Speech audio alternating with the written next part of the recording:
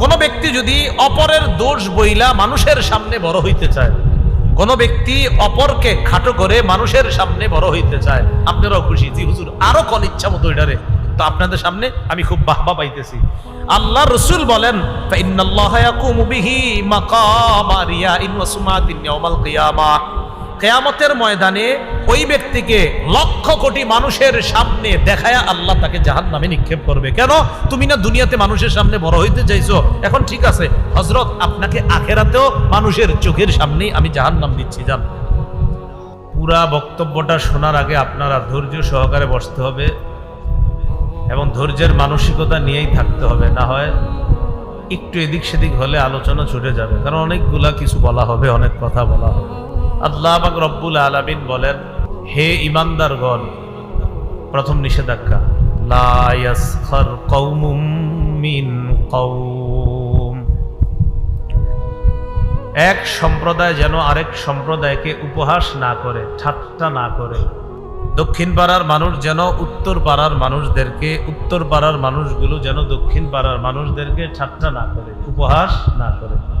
এই উপহাস না করাটা, এটা যে শুধু ইসলাম ধর্মে, আমাদের ধর্মে নিষেধ এমন না। উপহাস জিনিসটা আসলে সব জায়গায় খারাপ, সব ধর্মের মানুষের মধ্যে উপহাস জিনিসটা কি খারাপ। তো আল্লাহ বলেন এক সম্প্রদায় যেন আরেক সম্প্রদায়ের উপহাস না করে। ইংলিশে উপহাসকে বলা হয় স্কফ।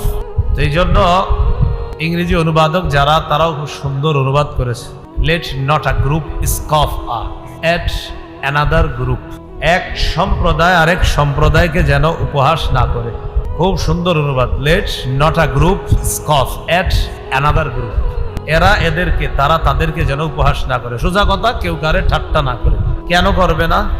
আসা আইয়াকুনু খায়রাম মিনহুম, আল্লাহ বলেন তোমরা যাকে ঠাট্টা করলা, এই দল আরেক দল যাদেরকে ঠাট্টা করলো, উপহাস করলো, হতে পারে যাদেরকে উপহাস করা হয়েছে তারা উপহাসকারী দলের চাইতে বেশি উত্তম।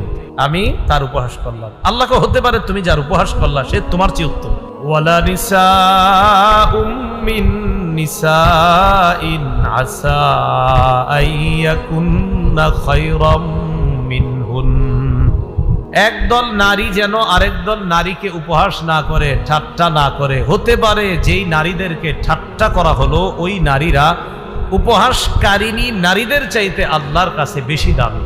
এই আয়াত থেকে যেটা বুঝার সেটা হলো, পুরুষ পুরুষকে, নারী নারীকে, অথবা পুরুষ নারীকে, নারী পুরুষকে কেউ কাউকে অযথা উপহাস করবে না, ঠাট্টা করবে না। এ হলো 1 নম্বর নিষেধাজ্ঞা। 2 নম্বর নিষেধ, ওয়ালা তালমিজু আনফুসাকুম,